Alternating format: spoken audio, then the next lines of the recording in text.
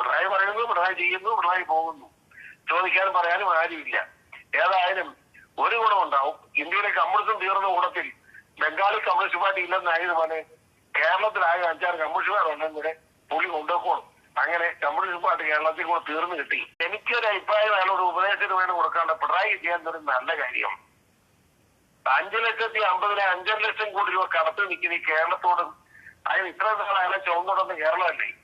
നന്ദി ഉണ്ടെങ്കിൽ പോലും ഒരു മനസാക്ഷി എന്തെങ്കിലും അയാൾ ഉണ്ടാക്കി വെച്ച കോടാനുകോടി രൂപയിൽ ഒരു 5 ലക്ഷം കോടി രൂപ കേരളത്തെ കടം തീർക്കാൻ കൊടുത്തിട്ട് ബാക്കി കാശും കൊണ്ട് അയാൾ അമേരിക്കയിലോ ഇംഗ്ലണ്ടിലോ ദുബായിലാക്കി ഇഷ്ടമുള്ള പോയി താമസിക്കട്ടെ. നമുക്ക് തർക്കമുണ്ടോ?